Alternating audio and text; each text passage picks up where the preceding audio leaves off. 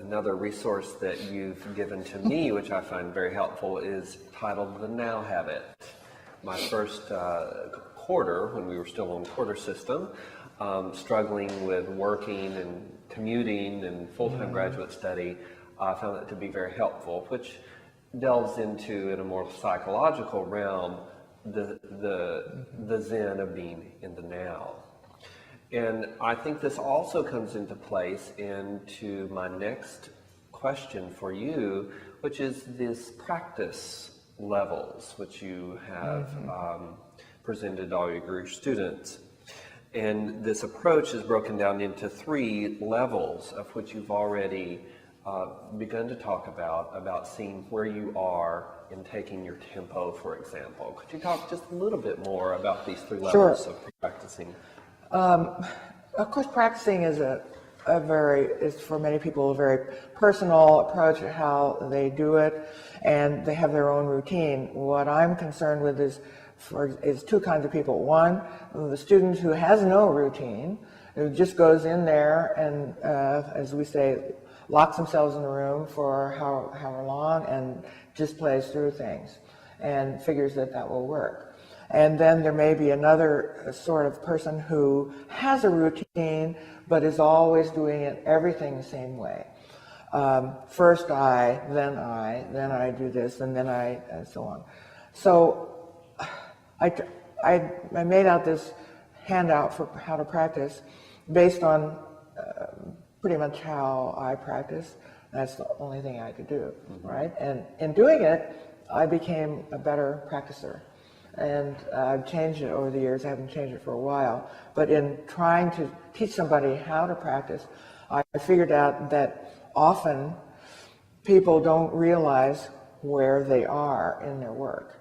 So I called the level 1 working it out. And I gave a lot of directions on working it out. And it's the most important level, because if you don't work it out, you don't have the firm foundation for what you're going to do next. And many people bypass this and that. They're in a hurry to make it sound good or to get it at tempo, get ready to perform it. So working it out has several instructions how to do. Then second level, putting it together. So this now is, again, where you could stumble. You could now try to go too fast. You could put too much together. You could work too long on one piece, losing your focus. So we're guiding the person into short bursts of practice, if you will. Use a timer to set. So I think that a timer, set it for 20, 30 minutes, is a focusing device, is all it is. It's, both, either you can look at that this way: I don't have to practice more than 20 minutes on this part, or I wonder how much I can get done in 20 minutes, and then I'm going to do something else. So you're putting things together. Third level, you're polishing it and performing it. So now you're learning to perform. It's a whole different way. Does the student, or do I, recognize where I am on everything I'm learning? And I should have pieces or parts of pieces at level 1, some at level 2, some at level 3, so that I can go back and forth. So I can make it like a game, in a sense, or I can make it like a choir rehearsal. Most of the students have choirs, and I ask them how they set up their choir rehearsal routine. And when they think about that, they realize that it's in a similar way to how they maybe should be practicing themselves. One of the things in level 1 is see everything on the page. Yes. And this is the one that I think is the hardest, was the hardest for me, and certainly has been the hardest for the students that I have taught since I came into contact with this, is learning to stop in place. Right. So stopping in place.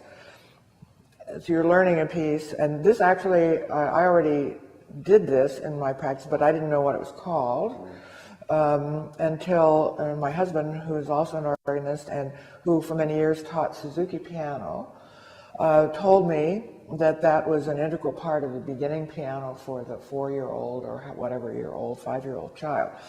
And it was learning to stop in place. And as he described it, I realized it was the same thing that I was always doing. So it means that you have this level of awareness, even from the beginning of your work, that you're playing along rather slowly, and you suddenly realize that you don't know what's coming next. You know where you are right now, but you don't even know what the next thing is. And the ability to calmly just pause. So sometimes I call it pushing the pause button on the remote, all right? Instead of, there are two things that students most often do instead. One, they keep going though they know they're going to miss it, and they crash, right?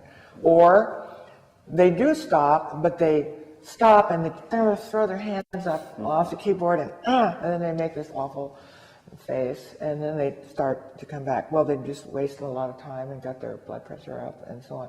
If they could just pause and gather themselves, return to now, and then move forward. And that is hard, isn't it? Mm-hmm. When you don't already know how to do it. That's right. Then it's easy. One thing at level 1, especially for someone who's just beginning to study with you, is that of touch. And you have a particular name for the touch that I'd like for you to talk about. Well, I know you're talking about what I'm calling the cat touch. And the cat touch has other names, which I'll get to, but it's simply referring to how we release notes. And if we should think first maybe about Baroque music, in which we're maybe not connecting most notes to the next note. We are connecting them, but we're not connecting them seamlessly. Mm-hmm. So we put the key down, and then we have to go to another note. If you stop and think about it, once you put the key down, everything is released after that. So you have attacked, if you want to, I don't like the word, but you have put the key down. And then you're going to release it, and that release will be the movement to the next note. And that may or may not remind us of petting a cat. I happen to like cats, and everybody knows what it's like to pet a cat. So you pet a cat like this. You don't do this. You're not hitting the cat. You're stroking the fur, right? And by doing that, as a release on mechanical action organs, you get a better sound because the valve closes more slowly and there's a slight diminuendo, and so there's a better sound at the end of the note. Now, on other types of pipe action, of organ action, that change does not happen. But the change in our own bodies and the way we feel from it, and the sense of continuous motion that we can achieve that way, is still there. So it's for us. It's still, it could delay the release of the note milliseconds even, and can create a different hearing by the person, and certainly, as you're mentioning, a physical difference, even on a non-tracker instrument. Right, and I don't think that there's a good physical reason for changing our basic technique from electropneumatic or electric action to mechanical action. We have to change enough things as we go from instrument to instrument. Because even from one tracker instrument to the other, it's very different. If it's a very light action, it's going to require something different. So changing fingering and having two sets of scores with different fingering for different organs doesn't make a lot of sense. No, I don't think so. And I wanted to mention too that back when I was still a piano major, which was as an undergraduate, I was just a piano major. And my teacher, Olga Konis, who was Russian and friend of Rachmaninoff, talked a lot about the caressing touch. And it was that, right? And so it appears in piano as well. And apparently even Rachmaninoff was doing some of this. It's not the only touch that they use. And it's sometimes called in other articles or treatises scratching. I don't like that as much because it sounds like you're going to be on the nail, because that's why I think that this motion is better. I've even gone so far as to say to some people who were having trouble learning it, imagine that you're trying to go up the down escalator. So the escalator is going down, but you're trying to go up, and so your feet and your hands are going like this and trying to get up there on it. So you're in continuous motion. In Deruta's treatise, which was one of the first treatises to distinguish between harpsichord and organ, he uses the word caressing. So the release should be like caressing, not like you're about to strike someone. So it should not be hard, but with the hand being soft. And Deruta also, we quote him by saying the hand, the arm leads the hand. And that's something that you use a lot in helping to achieve that cat touch.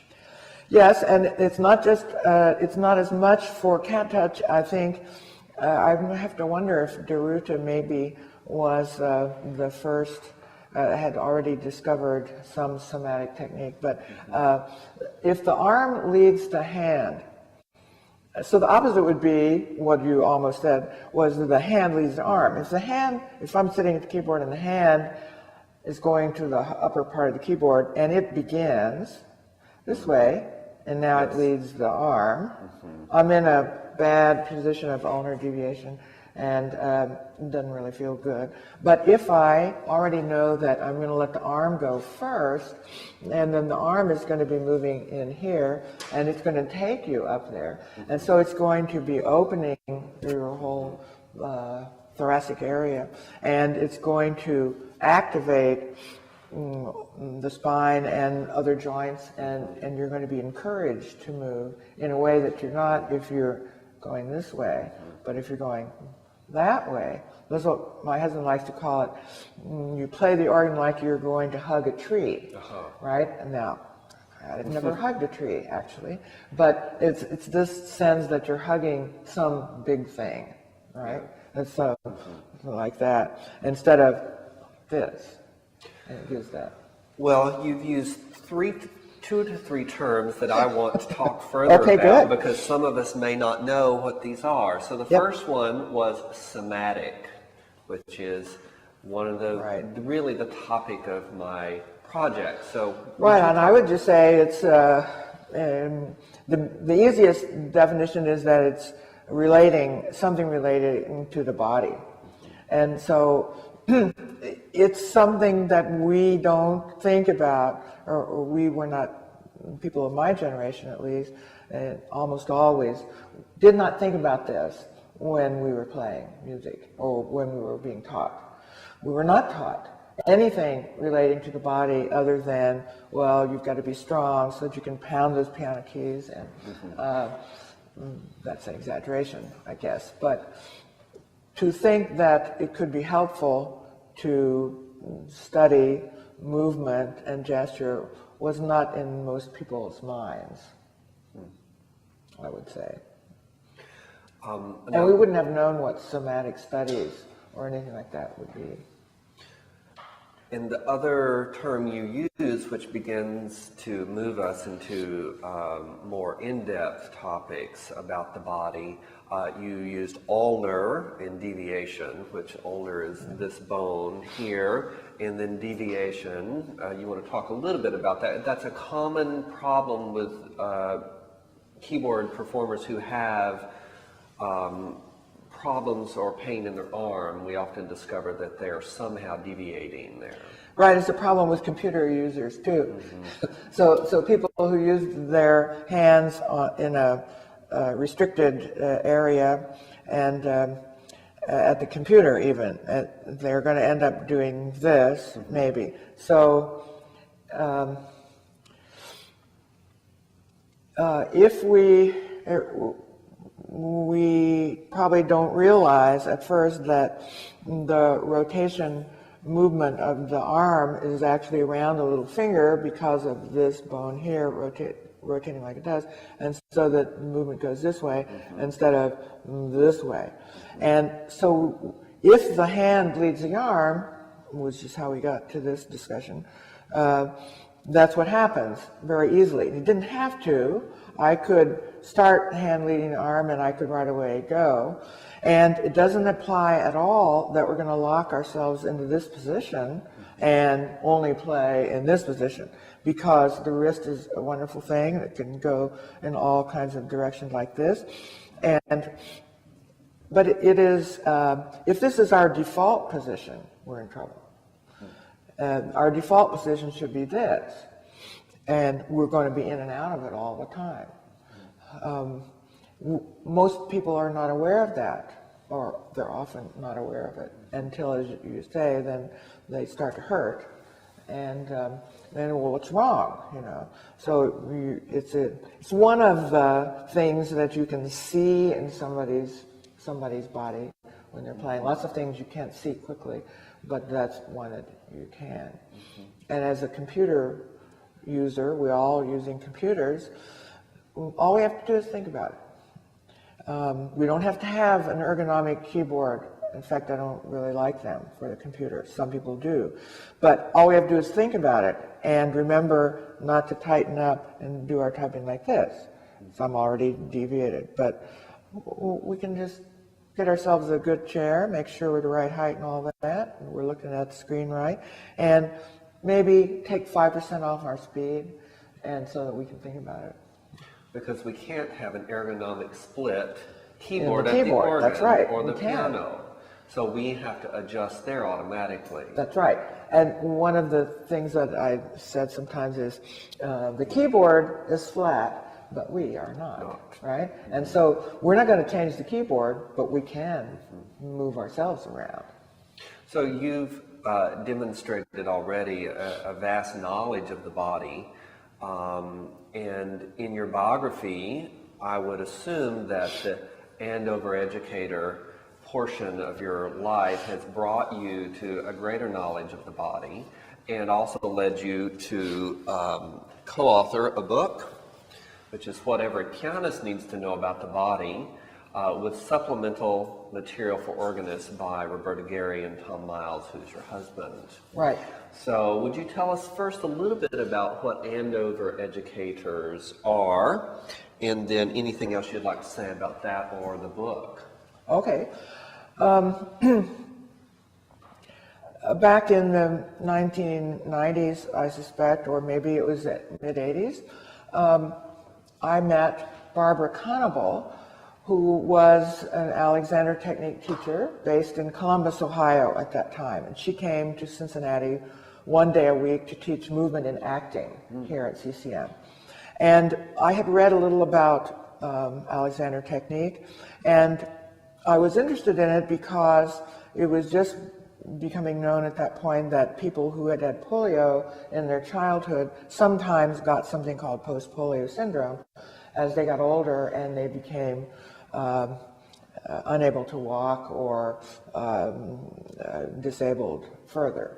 So, and I thought, gee, I don't want that to happen. Maybe I'll talk to her. So I made her acquaintance, and it was certainly one of the wonderful things, fortunate things that happened in my life.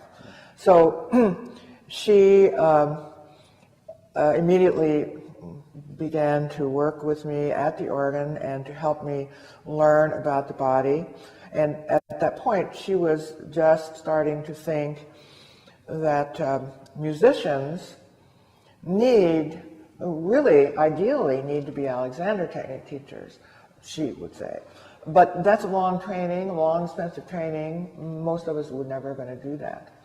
Why couldn't she develop a system, a course, if you like, to help us know enough about the body and movement and gesture so that we could help the students in our own area? And then we could probably help a lot of musicians, but we could specifically focus on, in my case, some organ students, piano students, and somebody else voice, somebody else flute, and so on. So she did. And she named this Andover educators. I think she lived on Andover Street. Was it? So it didn't have anything to do with the Andover Organ Company or anything like that. So she developed this, and Tom and I were two of the very first, among the first group of 7 or 8 people who trained with her to do this. And then we did a 6-hour video course, and she graded it, and then she certified us as what was called Andover educators. She is now retired, lives in Portland, Oregon, and the group goes on. It has a new director and a large group of people who have certified to do that in various areas. And it's still growing. So as a part of this, she encouraged the people who were working to be certified perhaps to write a book about it. And Tom Mark, who lives in Oregon, where she does now too, is a very fine piano teacher, and she wanted him to write the book for all keyboard players, even though I kind of pushed to have it say what every pianist, organist, and harpsichordist wants to know about the body. That wasn't a very good title, right? So he says somewhere that it's really for all keyboard players, but he wrote the part for piano, which does apply.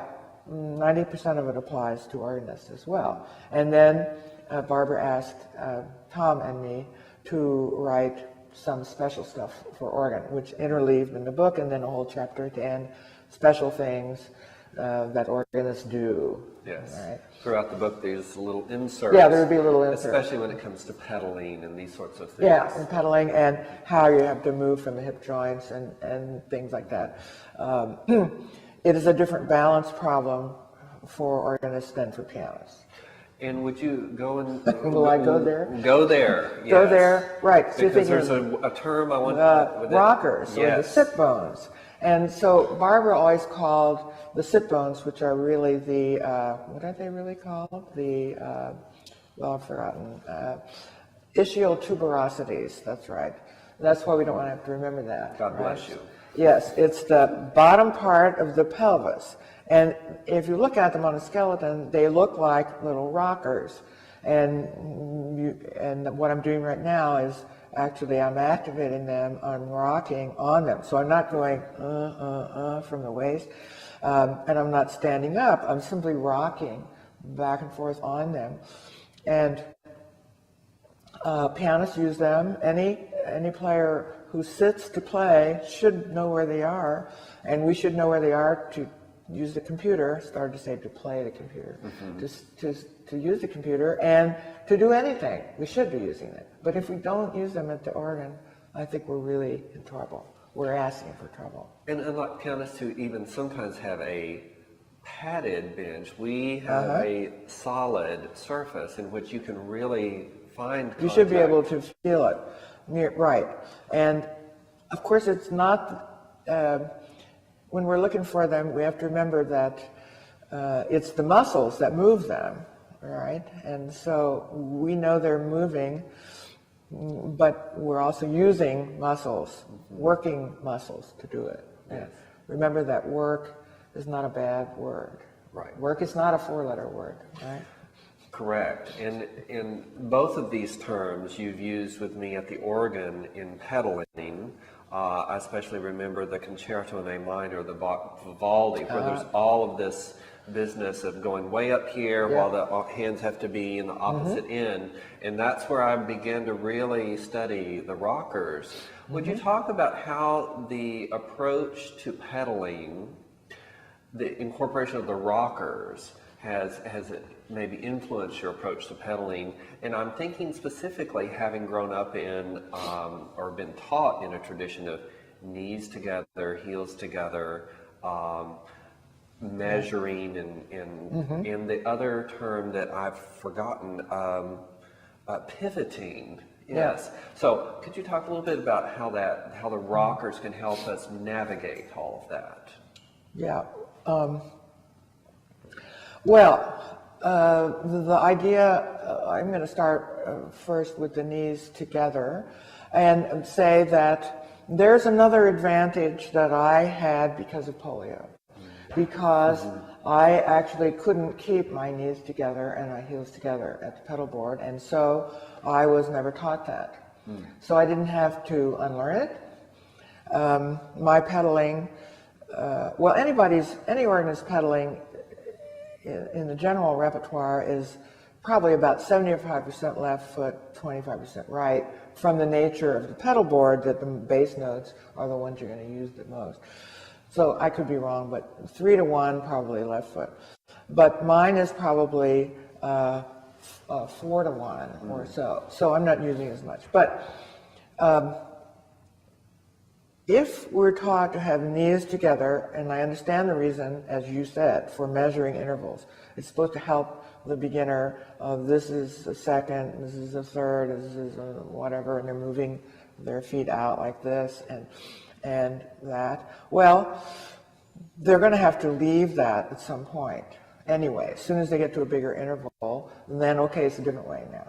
Now we'll measure it by touching over the pedal and so on. And what if I put my foot on the swell pedal? I'm not keeping my knees together. It would be very hard to do.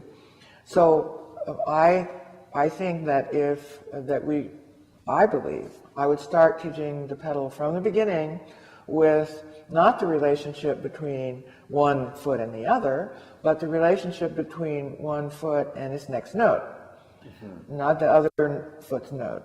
So, and that involves, we're getting to the rockers now, that involves the rockers and the hip joint.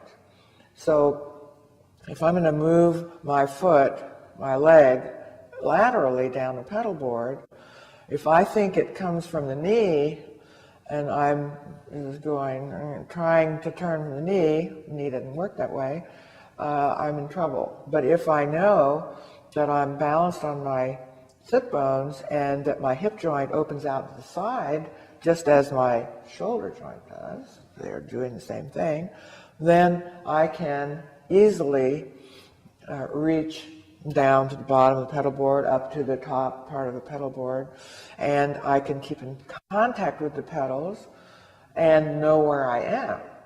So I can have, or you can have, anybody can have, a little TV screen in their head where they see the pedal board. It's like those remote things they used to have in laundromats in apartment buildings, and where you could watch your laundry going around from you were upstairs in your apartment. So they probably don't have those anymore, I don't know. But you don't have to be looking at your feet. You can sometimes, and that's fine, but you don't have to be to see it. Your kinesthetic sense of your legs through this nice organ shoe that has a thin sole, you know where you are on the pedal board. And what's moving is you're moving from the hip joint when you do that. In other times, you're moving more from the ankle joint, but there's something happening. In the same sense that when you move your arm along, arm leading the hand, or arm just sitting here and playing, the work is really coming actually from the beginning of the arm, but certainly a lot from the shoulder joint too. And it's a lot like the leg in that sense. So the first thing that Barbara Conable did with me, as I recall, was at the organ, was, okay, let's find the rockers. And I said, what? So you had to learn, sideways is easiest. So you had to learn to rock sideways like that. And after you could do that, then you could rock back a little. And so it's always in contact with the bench, and you're rocking back and forth. And then what you discover when you try to rock forward is that you think you're going to fall off the bench. And so you know what you have to do. What do you have to do then? To not fall off the bench.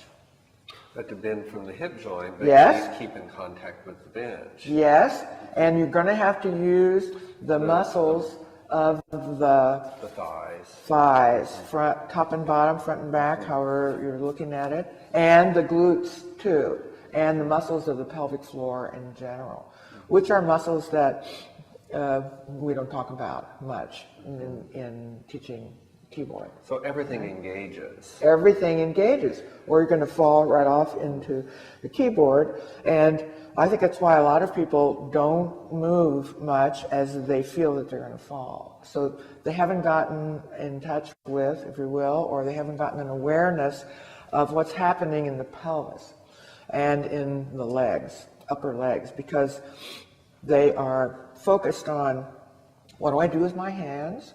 What do I do with my feet? All the stuff in between is just to hold together my hands and feet, I guess. And I can do something with my brain maybe too, but the main thing is the hands and feet. Hands, feet, and brain. The rest of it, well, I haven't got any idea.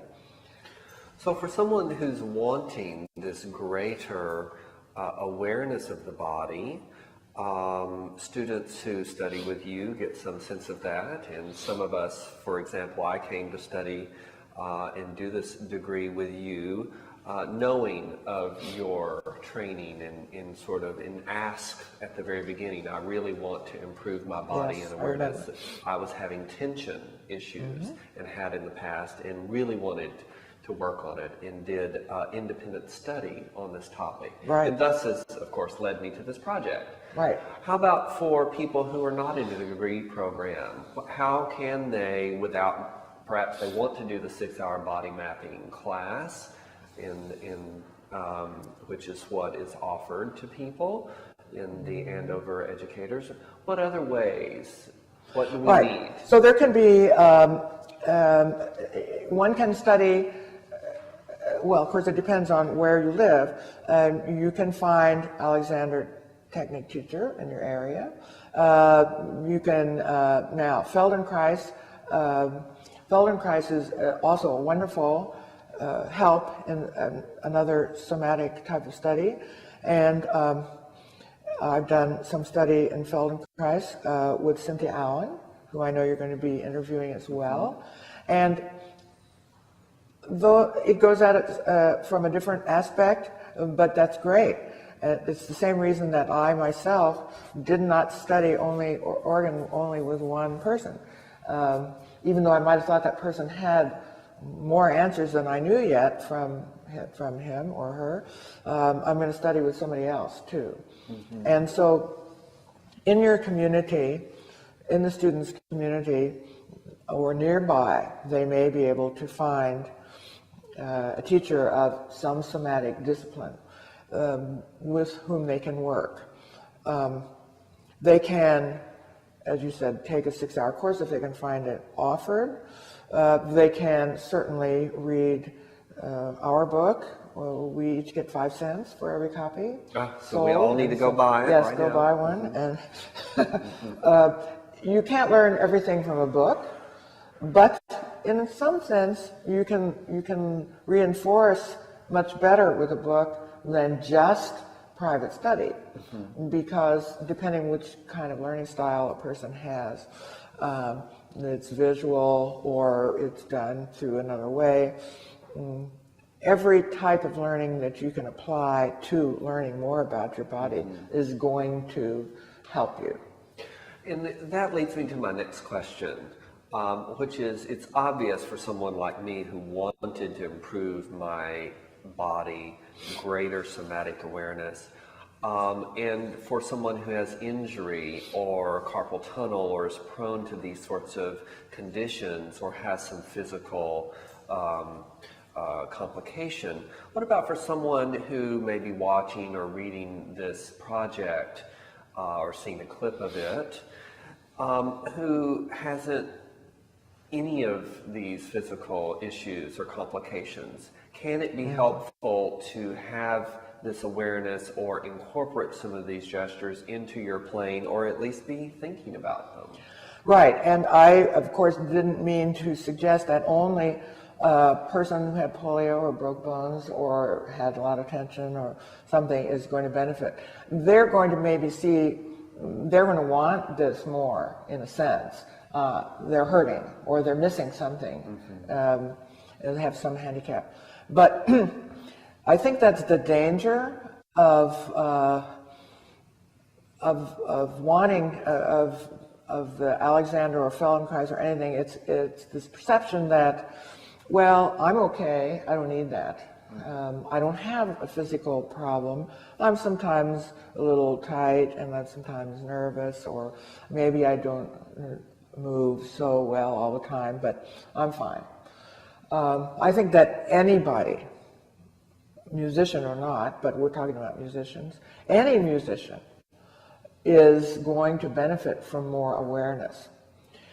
We know that when it comes to the music score itself, because if we learned a piece of music 2 years ago, 5 years ago, and we come back to it, I think I'll work that up again, right?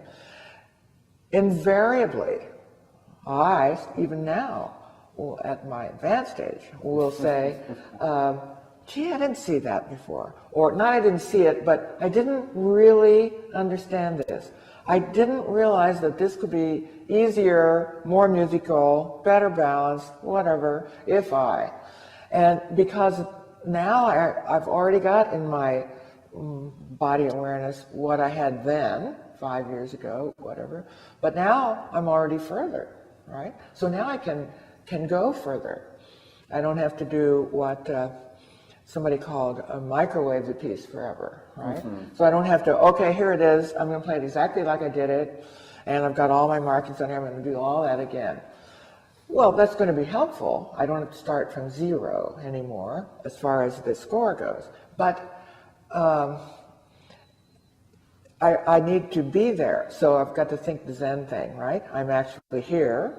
I'm actually noticing this. It's as though I didn't know the piece, but I really do. I both know that I know the piece, and I know that I don't know the piece. So I can have what Zen sometimes called the beginner's mind, right? I've got the beginner's mind, even though I'm not a beginner. That's okay. If you can complete what you were saying, if you remember that, and then go on to your... Well, I know you can edit it around anyway. I'm just going to start by saying that's what they call a beginner's mind or something. Okay. Is that okay? Just go right ahead. Okay. So that's really what I think we call the beginner's mind. I've read that in Zen. So the beginner's mind is not always for beginners. It's for advanced people. And that's, I think, what we lose sometimes. It's not exactly a feeling that I know, oh, gee, I already know all that or something. But sometimes it is that. And we've got to get over that, and we've got to say, yeah, I know how I move to do this, but let me think about it. Let me observe my body. How can I actually move? Do I have to do it in the same way every time? What about a different way? How can I get to a different way? Maybe I'll come back to the first way. So it's this constant reevaluation. That's not exactly the right way to put it, but it's this constant awareness. It's that simple word. Am I aware of what's happening? There is no future, there is no past. I'm just right here doing it. And I think you know what I mean by that. I do. So I have prepared a piece that's almost exactly Like in I this said. place. How did you know? I don't know, I just guessed. I have prepared the Fugue in E flat, the last large piece from the Heavy Urban Part 3. I learned this about 18 years ago. Oh, wow. And I shan't tell you how old I was then. You were a child. I was a child. Yes. And I learned it in a very different way than how I would learn it today. So I've prepared this piece. It is not at a performance level. Good. This is at a working place. And so we will do maybe not a full lesson, but we will do as if I were just coming for a lesson with you. Sounds good. And while we'll focus on gesture and movement, we are going to basically just have a lesson together and record it. Right, because you can't really separate all those It's things. all together. We may together. not deal with things, we'll have a very simple registration. Yep. We may not deal with more advanced elements of music, but See what's there. We'll see what happens. We'll be in the now. So that's fine with me. Good.